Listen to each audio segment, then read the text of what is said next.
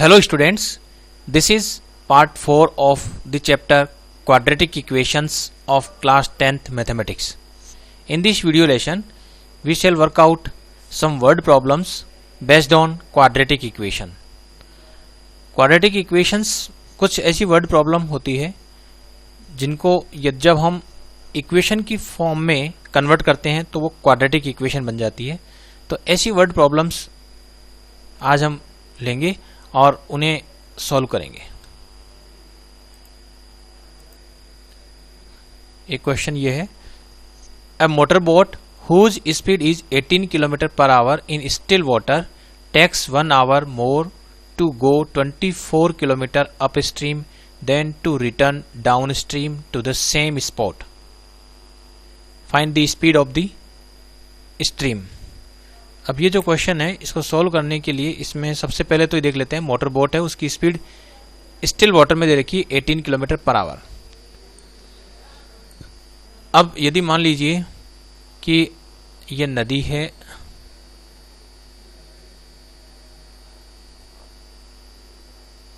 Up stream then to return down stream. Suppose ये जिस river में ये मोटर बोट चलाई जा रही है उसमें जो स्ट्रीम का जो फ्लो है, let us suppose stream is flowing, water is flowing in this direction और इसकी जो स्पीड है, स्पीड ऑफ द स्ट्रीम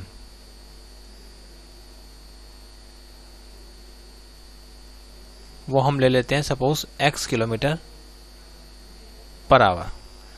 तो इसमें यदि मोटर बोट है वो स्टिल वाटर में जो है 18 किलोमीटर पर आवर की स्पीड से चलती है, और यदि मोटर बोट सपोज इस जगह से स्टार्ट होती है और फाइनली यहाँ आती है तो इस स्पॉट तक पहुँच रही है, यहाँ से यहाँ तक जाना और फिर यहाँ से वापस रिटर्न होना.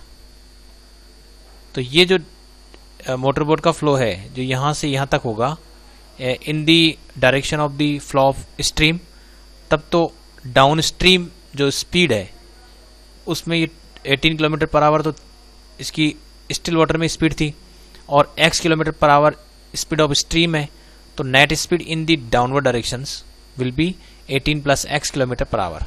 क्योंकि x किलोमीटर तो 1 घंटे में स्ट्रीम की वजह से और 18 किलोमीटर मोटर बोट अपनी खुद की वजह से आगे बढ़ेगी, तो 18 प्लस x किलोमीटर.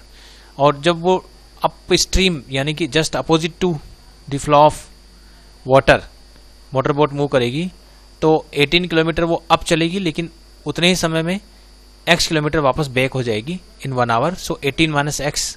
तो मैं यहाँ लिख सकता हूँ कि अगर मैं ये ले लेता हूँ कि let speed of the stream, तो ले लिया x किलोमीटर पर आवर, तो यहाँ मैं लिख सकता हूँ कि नेट डाउन स्ट्रीम स्पीड कह दूँ. तो जो डाउन स्ट्रीम स्पीड है, down stream speed, net down stream speed of the boat, of the motor boat या ऑफ द बोट ही कह देते हैं, वो हो जाएगी डाउन स्ट्रीम स्पीड हो जाएगी 18 plus x kilometre per our. और इसी तरह से जो नेट अप स्ट्रीम स्पीड है,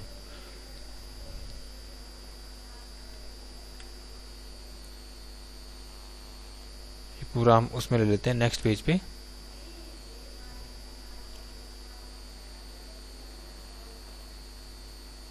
कि now net down stream speed of the boat तो 18 plus x kilometre per our हो गई, और net up stream speed of the boat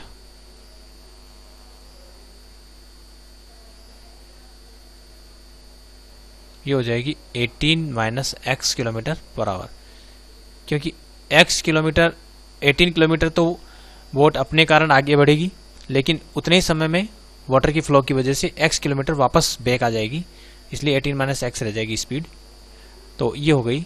अब हमें पता है जो इसमें क्वेश्चन में गिवन क्या है कि 1 आवर मोर, 1 घंटा ज़्यादा लगता है अप स्ट्रीम में 1 घंटा अधिक लगता है. तो पहले ये देखिए कि टाइम हम कैसे कैलकुलेट करते हैं. टाइम जो है, टाइम होता है distance upon speed, distance upon speed. इस फॉर्मूले से हम टाइम कैलकुलेट करते हैं। लेट्स, तो ये मान लीजिए जैसे ये वो पोजीशन है जहाँ से मूव करती है बोट और इस पोजीशन तक पहुँच रही है बी तक, और सपोज ये डाउन स्ट्रीम मूवमेंट है और इधर जो अप मूवमेंट है, इधर जो स्पीड है, इस डायरेक्शन से जो स्पीड है वो है 18 प्लस एक्स, और इधर जो स्पीड है वो है 18 माइनस एक्स। अच्छा, ए और बी के बीच की जो सेपरेशन है वो कितनी दे रखी है, देखते हैं यहाँ पर 24 किलोमीटर अप स्ट्रीम फिर डाउन स्ट्रीम, तो ये टोटल डिस्टेंस होगी 24 किलोमीटर। तो ये दे रखी है 24 किलोमीटर, यहाँ तक की स्पीड डिस्टेंस है 24 किलोमीटर। अब यदि मान लीजिए मैं कहूँ कि टी डाउन, अगर वो डाउन जाते हैं तो टाइम कितना लगेगा, तो टी डाउन के समय में डिस्टेंस तो ट्रेवल करनी पड़ रही है 24, और स्पीड डाउन स्ट्रीम स्पीड है 18 प्लस एक्स, तो ये टी डाउन इतनी हो रही है। सिमिलरली इतने आवर्स हो गया, क्योंकि ये तो है किलोमीटर और ये है किलोमीटर पर आवर, तो इतने आवर हो जाएगा। और सिमिलरली टी अप बात करें तो इसको मैं T1 कर देता हूँ और इसको मैं T2 कर दूंगा, तो ये हो जाएगी 24 अपॉन 18 माइनस एक्स आवर्स, इसको कर देते हैं T2। अब अकॉर्डिंग टू द क्वेश्चन ये जो T2 है ये ज़्यादा है एज कम्पेयर टू T1, और T1 से 1 आवर ज़्यादा है, क्योंकि लिखा ना 1 hour more to go up stream. Up stream जाने में, यानी कि अप स्ट्रीम जाने में हमें ज़्यादा समय लग रहा है। यूँ सिंपल भी कह सकते हैं कि टी अप जो है वो ज़्यादा है टी डाउन से 1 आवर ज़्यादा है। ये यूँ कहते हैं T2 is equal to T1 plus 1, T1 plus 1 है, तो इसका मतलब हुआ कि T2 माइनस T1 जो है वो कितना हो जाएगा, 1 हो जाएगा। तो ये रिजल्ट हमारे पास है। अब T2 minus T1 is equal to 1 है, तो इसको मैं लिख देता हूँ कि T2 minus T1 is equal to 1 है, तो आवर में है सब। और यहाँ हमें दे रखा है कि T2 जो है वो तो है, यहाँ से T2 है 24 अपॉन 18 माइनस एक्स है, 24 अपॉन 18 माइनस एक्स है, और T1 जो है वो हो गया 24 अपॉन 18 प्लस एक्स है, और इज इक्वल टू 1। T1 जो है 24 अपॉन 18 प्लस एक्स था, और ये हो गया, ये रिलेशन हमें दे रखा था, इसके बेसिस पर हम ये लिख दिए। अब हमारे पास ये रिजल्ट आ चुका है, अब इसको हमें सिंप्लीफाई करना है। तो इसमें हम सिंप्लीफाई करने के लिए सबसे पहले इसमें हम एलसीएम ले लेते हैं। ये हो जाएगा 18 minus x into 18 plus x, और जब 18 माइनस एक्स से डिवाइड किया तो 18 प्लस एक्स, इसको मल्टीप्लाई करेंगे तो 24 इंटू 18 प्लस एक्स माइनस ये 24 इंटू 18 प्लस एक्स से डिवाइड किया तो 18 minus x, 18 minus x into 24, तो 18 माइनस एक्स आ गया, इज इक्वल टू 1 है। यहाँ तक हो रहा है। जब हम इसको ओपन करेंगे, ब्रैकेट ओपन करेंगे, तो ये 24 इंटू 18 यहाँ भी आएगा, 24 इंटू 18 यहाँ भी आएगा, तो ये वाला पार्ट कैंसिल आउट हो जाएगा, और जो बाकी बचा हुआ पार्ट है उसको हम इकट्ठा कर लेते हैं। तो ये 24x यहाँ भी है, और 24x प्लस का 24x यहाँ भी है, तो 24x प्लस 24x तो कितना हो गया, 48x हो रहा है, और इज इक्वल टू यहाँ जो है ये हो गया 18 स्क्वायर माइनस एक्स स्क्वायर, ये रिजल्ट आ रहा है। अब इसको हम सिंप्लीफाई कर लेते हैं, इसको इधर ले लेते हैं, तो एक्स स्क्वायर हो गया, ये प्लस का 48x है, और ये जो 18 स्क्वायर होता है 324, तो इधर आता है माइनस की 324 इज इक्वल टू 0 हो जाता है। अब हमारे पास एक क्वाड्रेटिक इक्वेशन आ गई, जिसमें x हमें ध्यान है कि x क्या है, स्पीड ऑफ द स्ट्रीम है, स्ट्रीम स्पीड है, ये हमने अज्यूम की थी कि speed of the stream x kilometre per our है। तो यहाँ पर हमारे पास x जो है स्पीड ऑफ द स्ट्रीम है, जो हमें फाइंड आउट भी करनी है क्वेश्चन में। अब इसको, ये क्वाड्रेटिक इक्वेशन हो गई, इसको सोल्व करने के लिए हम क्वाड्रेटिक फॉर्मूला काम में लेते हैं। ये हम क्वाड्रेटिक फॉर्मूला से इसको कर लेते हैं। तो क्वाड्रेटिक फॉर्मूला यदि हम अप्लाई करें तो इसमें ए जो है वो हो गया यहाँ पर 1, क्योंकि एक्स स्क्वायर का जो कोफिशिएंट है वो 1, और जो बी है वो हो गया एक्स का कोफिशिएंट, वो इतना 48 है, और जो सी है वो जो कांस्टेंट टर्म है -324, ये हो गया।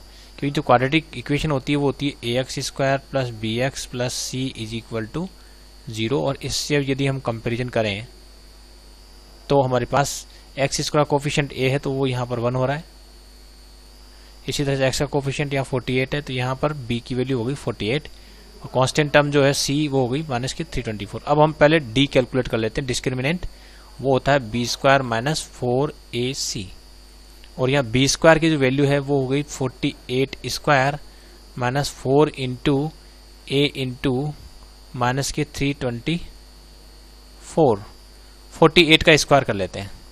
तो 48 का स्क्वायर हम यहीं कहीं कर लेते हैं, मान लो मैं यहाँ कर लेता हूँ 48 इंटू 48, 8 8 जा 64, 6 8 6 जा 8 4 जा 32, 384 हो गया, फिर 4 8 जा 32, 4 4 जा 16 और 3 9, यानी ये हो गया 4 0 और ये 32304। तो ये रिजल्ट आ रहा है। तो इसकी वैल्यू हमने कैलकुलेट कर ली है और ये वैल्यू हमारे पास आ चुकी है।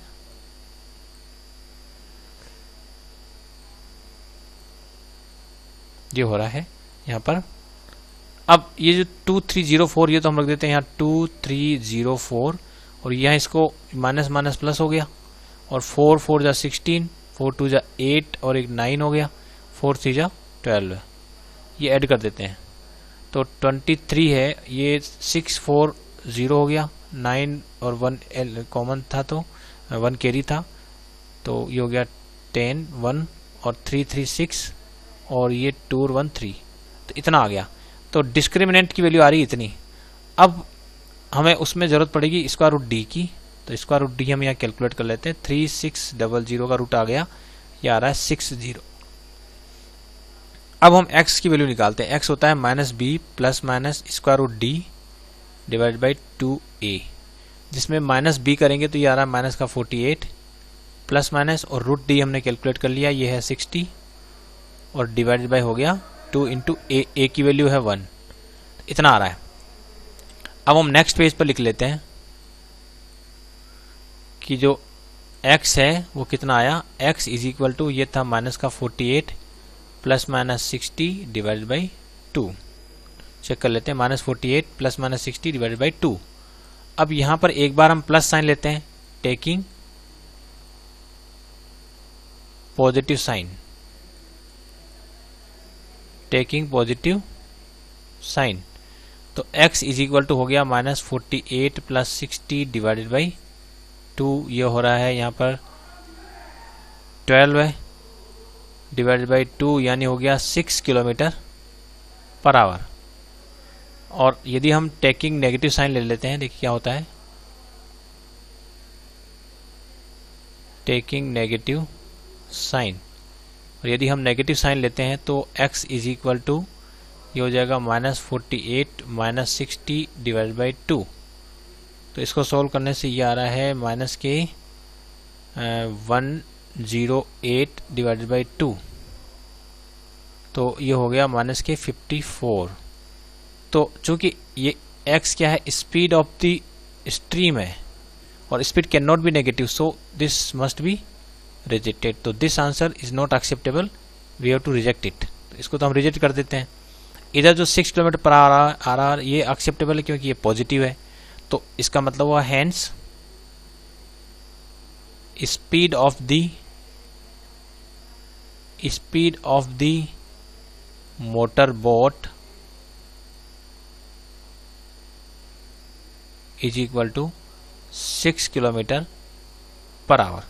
तो इस क्वेश्चन में क्या पूछा था कि find the speed of the stream, find the speed of the stream है ये, तो स्पीड ऑफ द स्ट्रीम ही थी x। ओके, तो speed of the motor boat नहीं है, मोटर बोट तो हमें पहले से दे रखी है।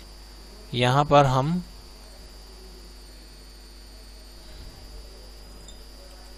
यहाँ हमें लिखना पड़ेगा hence speed of the stream speed of the stream is equal to 6 kilometre per hour. तो ये आंसर हो गया इसका। तो इस तरह से हम क्वेश्चन सॉल्व कर सकते हैं। तो ये जो वर्ड प्रॉब्लम थी, सबसे पहले तो हमने इस वर्ड प्रॉब्लम में जो हमें फाइंड आउट करना था उसको हमने एक्स अज्यूम कर लिया, speed of the stream find out करना था उसको हमने एक्स अज्यूम कर लिया, फिर डाउन स्ट्रीम स्पीड हमने कैलकुलेट करी, अप स्ट्रीम स्पीड लिखी, फिर distance upon speed is equal to time होता है, उसके बेसिस पर हमने देखा कि डाउन मूवमेंट में कितना समय लगा और अप मूवमेंट में कितना समय लगा, और अप मूवमेंट में 1 घंटा ज़्यादा लगता है। So T2 is equal to T1 plus 1 this condition, and after putting the value of T1 and T2 we get an equation in X, and that equation is a quadratic equation. We can solve it using quadratic formula. After solving we get value of X. There are two values of X. One is negative, which is rejected because speed cannot be negative, and another one is positive, which is acceptable. So X is equal to 6 km per hour, which is the speed of the stream. इस तरह से problem solve हो जाती है। अब दूसरा question लेते हैं। Two water taps together can fill a tank in 9 and 3/8 hours। 9 घंटे और 3/8 आवर्स में जो है 2 वाटर टैप्स किसी टैंक को भर सकते हैं। The tap of larger diameter takes 10 hours less than the smaller one to fill the tank separately. यदि लार्जर टैप को हम सेपरेट लार्जर टैप की मदद से यदि हम टैंक को भरें तो 10 घंटे कम लगते हैं as compare to the time taken by smaller tap to fill the tank separately. तो find the time in which each tap can separately fill the tank. तो हमें वो समय बताना है जिससे जो अलग अलग टैप है वो टैंक को सेपरेटली कितने समय में भर सकते हैं। तो इस क्वेश्चन को सॉल्व करने के लिए हम सॉल्यूशन जो करेंगे इसका, उसमें हमें लेना पड़ेगा कि अलग अलग जो टैप है उनको टैंक को फिलअप करने में कितना समय लगता है। तो इस क्वेश्चन को करने के लिए हम सबसे पहले तो ये अज्यूम कर लेते हैं कि जो स्मॉलर टैप है वो कितने समय में फिलअप करता है और जो लार्जर टैप है वो कितने समय में फिल करता है। तो इसमें हम शुरुआत ये करते हैं। इस क्वेश्चन में हमें दे रखा है कि एक तो लार्जर टैप है और एक स्मॉलर टैप है, और लार्जर टैप जितना समय लेता है वो कम है 10 घंटे as compare to smaller tap. तो पहले तो हम अज्यूम कर लेते हैं कि जो अलग अलग टैप है वो कितना समय लेते हैं। तो let the smaller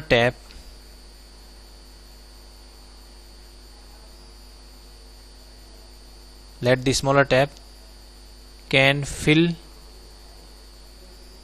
the tank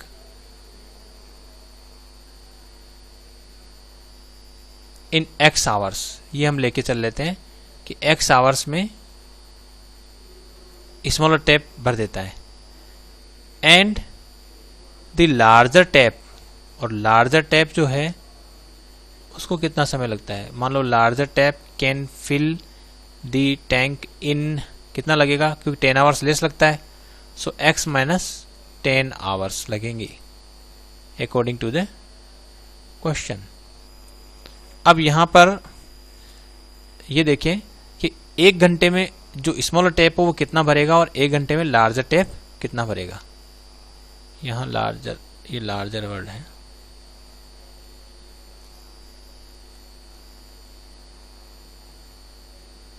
larger tap. अब ये देखते हैं कि part of the tank which is filled in 1 hour by the smaller tap. तो इसको लिखते हैं part of the tank filled in 1 hour, filled in 1 hour by the smaller tap.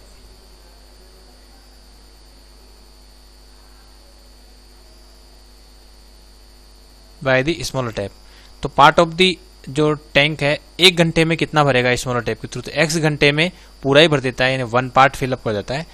तो 1 घंटे में 1/x पार्ट फिल हो जाएगा। और इसी तरह से यदि मैं देखूं कि पार्ट ऑफ द टैंक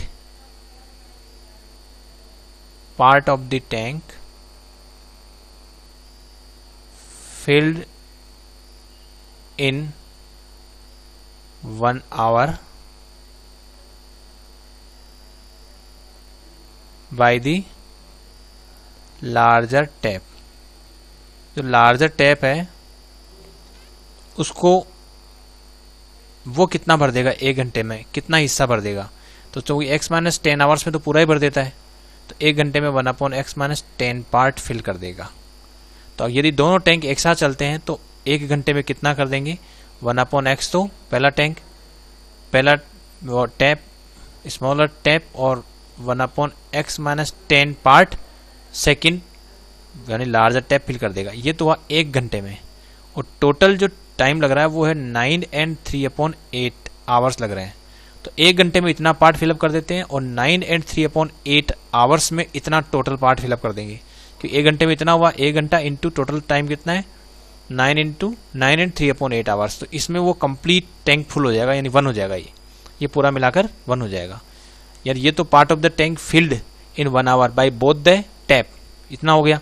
अब पार्ट ऑफ द टैंक इतना फिलअप हो रहा है 1 घंटे में, तो 9 and 3/8 आवर्स में इसको मल्टीप्लाई करेंगे, इतना पार्ट फिलअप हो जाएगा। लेकिन वो तो कंप्लीट ही हो गया, क्योंकि 9 and 3/8 आवर्स में तो पूरा टैंक फुल हो जाएगा, और full tank is equivalent to 1।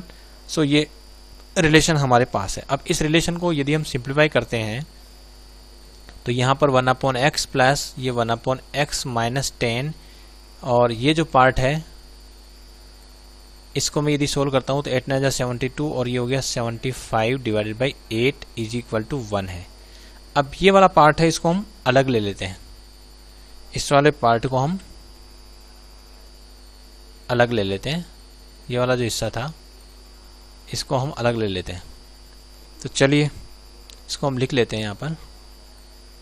ये पार्ट है 1/x और ये था 1/x माइनस 10 और इनटू था 75/8। तो 75/8 है, ये लिख देते हैं 75/8 इज इक्वल टू 1 है। अब इसको थोड़ा यूँ लिख लेते हैं 1/x plus 1/x minus 10 is equal to, ये जो मल्टीप्लाई में इधर जाएगा तो 8/75। अब हम इसमें लेफ्ट हैंड साइड में एलसीएम ले सकते हैं, तो x into x minus 10 LCM आ रहा है, और इधर तो ये है ही 75 और 8 तो है। अब इधर एलसीएम लेने के बाद क्या बचा, इधर हम देखते हैं कि x से डिवाइड किया तो x माइनस 10, और यहाँ पर हमारे पास आ रहा है x माइनस 10 से डिवाइड किया तो x आ गया। अब इसको हम जो पार्ट है न्यूमरेटर को सोल्व करते हैं तो आता है 2x माइनस 10, और ये हो गया x square minus 10x is equal to 8/75। अब यहाँ पर इसमें न्यूमरेटर में 2 कॉमन आ रहा है, इसको हम कॉमन ले लेते हैं, और नीचे हमारे पास आ रहा है x स्क्वायर माइनस 10x, यहाँ तक ठीक है, और इज इक्वल टू ये हो गया 8/75। अब ये 2 से ये कैंसिल हो रहा है तो 4 हो गया। अब हम इसको मल्टीप्लाई कर देते हैं, इसके बाद के स्टेप्स को मैं यहाँ लिख रहा हूँ। तो ये हो जाएगा इम्प्लाइज दैट, यहाँ हो गया 4 से इसको मल्टीप्लाई किया तो आ रहा है 4x स्क्वायर क्रॉस मल्टीप्लाई, फिर 4 से इसको मल्टीप्लाई किया तो minus 40x is equal to, अब 75 से इसको मल्टीप्लाई करेंगे x को तो 75x हो गया, माइनस इसको 75 को 5 से किया तो 5 5 जा 25, 5 7 जा 35 और 2 375 हो गया। अब हम इकट्ठा कर लेते हैं चीज़ों को, तो 4x स्क्वायर हो गया, और ये दोनों टर्म इकट्ठी होने पर ये इधर आएगी तो माइनस 75, और ये माइनस के 40 तो माइनस 115x, और ये हो रहा है प्लस के 375 इज इक्वल टू 0। अब यहाँ पर नंबर बड़े बड़े हैं, यदि मैं फर्स्ट इसको हम जो फैक्टराइजेशन मेथड है उससे करेंगे तो इसमें मिडिल टर्म को हम स्प्लिट करना है 2 में। इसके लिए जो फर्स्ट और लास्ट टर्म है इसको हम मल्टीप्लाई करते हैं और इधर लिख लेते हैं, फर्स्ट और लास्ट टर्म को मल्टीप्लाई करते हैं, और इसको जब इससे मल्टीप्लाई किया 4 से इसको, तो ये है 375 का डबल होता है 750, और उसका डबल हो गया 1500, यानी कि 4 से जब इसको मल्टीप्लाई करेंगे तो यहाँ आएगा 1500 प्लस 1500 x स्क्वायर। ये है फर्स्ट टर्म और लास्ट टर्म, इन दोनों को मल्टीप्लाई करने से हमारे पास ये आ रहा है 1500 x स्क्वायर। अब इसके हम 2 टुकड़े करेंगे ताकि ये एक्चुअल में ऐड करने पर मिडिल टर्म आ जाए। तो इसके 2 टुकड़े हम यहाँ देख रहे हैं कि यदि मैं 100 और 15 करता हूँ तो ये डायरेक्ट ही हो रहा है। अगर मैं लिखता हूँ 100x और 15x ले लेता हूँ तो इनको मल्टीप्लाई करने से हमारे पास 1500x स्क्वायर आ रहा है, लेकिन ऐड करने से प्लस का 115 आ जाएगा, तो यहाँ दोनों जगह माइनस लगा देते हैं। तो मल्टीप्लाई करने से तो वापस प्लस आ जाएगा, लेकिन ऐड करने से यहाँ माइनस के 115x आ जाएगा। तो इस माइनस 115 को हम क्या लिखेंगे, इसको स्प्लिट करके इसको लिख देंगे माइनस 100x और माइनस 15x। तो ये हो गया माइनस 100x माइनस 15x और प्लस हो गया हमारे पास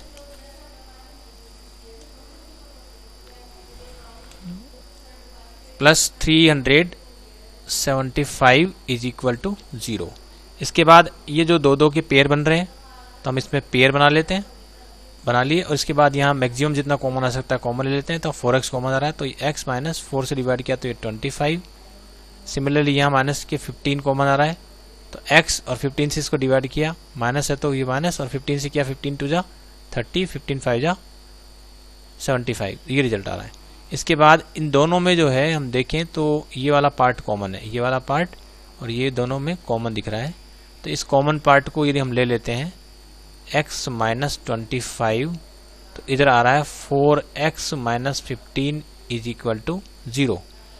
अब यहाँ पर either this part equal to 0 और या 4x minus 15 is equal to 0 यहाँ होता है। तो यहाँ x की वैल्यू आ रही है 25 और यहाँ आ रही है 4, या x की कह दो, x की वैल्यू आ जाएगी 15/4, यानी कि ये हो गया 4 3 जा 12 और 3.75 आ रहा है। अब हमें पता है कि x की वैल्यू भी पॉजिटिव होनी चाहिए, दोनों में पॉजिटिव दिख रही है, लेकिन एक x माइनस 10 आ रहा है। और x माइनस 10 क्या था कि लार्जर टैंक को कितने समय में भर देगा, x माइनस 10 आवर्स में। तो x माइनस 10 भी पॉजिटिव होना चाहिए, x माइनस 10 भी पॉजिटिव होना चाहिए। अब यहाँ हम देख रहे हैं कि यदि मैं यहाँ x माइनस 10 कैलकुलेट करता हूँ तो यहाँ आ रहा है 25 माइनस 10 यानी कि 15, और अगर मैं यह लेता हूँ x माइनस 10 यहाँ कैलकुलेट करता हूँ तो यहाँ आता है 3.75 माइनस 10, तो ये नेगेटिव आ जाएगा। और हमें पता है कि जो लार्जर टैंक को भरने में जो समय लगेगा यानी x minus 10, this can not be negative. तो ये नेगेटिव आ रहा है, इसका मतलब क्या हो गया कि ये हमें ये वाला पार्ट रिजेक्ट करना पड़ेगा। This part we have to reject, ये रिजेक्टेड हो गया, ये रिजेक्ट करना ही पड़ेगा, मजबूरी है। तो ये वाला पार्ट तो रिजेक्ट हो गया है, यानी ये हो नहीं सकता। x माइनस 10 चूँकि नेगेटिव आ रहा है, ये इस बात का इंडिकेशन है कि x ये भी नहीं हो सकता, इसको भी हमें रिजेक्ट करना पड़ेगा, इसको भी हमें रिजेक्ट करना पड़ेगा। तो this answer is not acceptable, so we can accept only this answer. तो x की वैल्यू 25 और x माइनस 10 की वैल्यू 15, ये आंसर एक्सेप्टेबल है। इसके बेसिस पर जो है हम ये रिजल्ट लिख सकते हैं। x क्या था, इसका मतलब x की वैल्यू 25 आवर एक्सेप्टेबल है, और x minus 10 at the same moment will be equal to 25 minus 10 यानी कि 15 आवर्स है। और this is the time taken by a smaller tap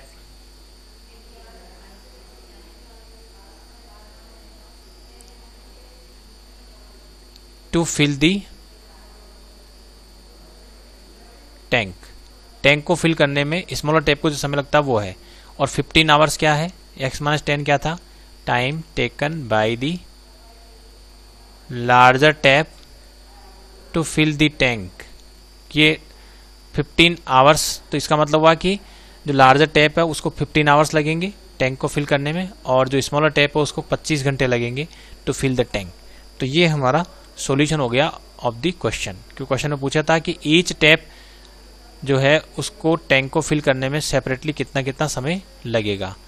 तो 10-15 घंटे लग रहे हैं लार्जर टैप को, स्मॉलर टैप को लग रहे हैं 25 घंटे, और 10 घंटे कम लग रहे हैं लार्जर टैप को as compare to smaller tap. तो ये इस तरह से हम प्रॉब्लम डील कर सकते हैं। तो ये जो हमने यहाँ जो क्वाड्रेटिक इक्वेशन फ्रेम हुई थी उसको हमने फैक्टराइजेशन मेथड से सॉल्व कर लिया। हम चाहें तो इसको क्वाड्रेटिक फॉर्मूला से भी कर सकते हैं, तब भी आंसर यही आएंगे। 2 आंसर आएंगे, उनमें से एक आंसर ये जो आंसर है x = 3.75 ये एक्सेप्टेबल नहीं है, और it has to be rejected because if x is equal to 3.75 then x minus 10 will be negative. और अगर कोई भी x माइनस 10 नेगेटिव हो नहीं सकता, क्योंकि x माइनस 10 किसको रिप्रेजेंट कर रहा है, x माइनस 10 रिप्रेजेंट कर रहा है लार्जर टैंक को फिल करने में लगा समय, वो नेगेटिव हो नहीं सकता। So this has to be rejected. Only answer which is acceptable is x equal to 25 and x minus 10 is equal to 15। तो यहाँ से हम आंसर तक पहुँच जाते हैं। तो इस वाले क्वेश्चन में हमने जो क्वाड्रेटिक इक्वेशन बनी थी उसको फैक्टराइजेशन मेथड से सोल्व किया है, और इसके जो पहले जो हमारे पास इक्वेशन फ्रेम हुई थी उसको हमने क्वाड्रेटिक फॉर्मूला से किया है। हम किसी भी इक्वेशन को किसी भी मेथड से सॉल्व कर सकते हैं, और ये फैक्टराइजेशन मेथड में थोड़ा लिमिटेशन होती है, लेकिन क्वाड्रेटिक फॉर्मूला से तो हर प्रॉब्लम सॉल्व होनी ही है। और लगे आपको कि भाई फैक्टराइजेशन मेथड से भी जल्दी हो पा रहा है तो हम फैक्टराइजेशन मेथड भी लगा सकते हैं। जैसे यहाँ पर हमें संभावना नजर आ रही थी कि 1500x² को हम -100x और -15x लिखकर आसानी से फैक्टराइज करके प्रॉब्लम सॉल्व कर सकते हैं। तो हमें जब भी जो मेथड सूटेबल लगे उसके अकॉर्डिंगली हम क्वाड्रेटिक इक्वेशन को सॉल्व करके आंसर तक पहुंच जाएंगे। Thanks for watching this video.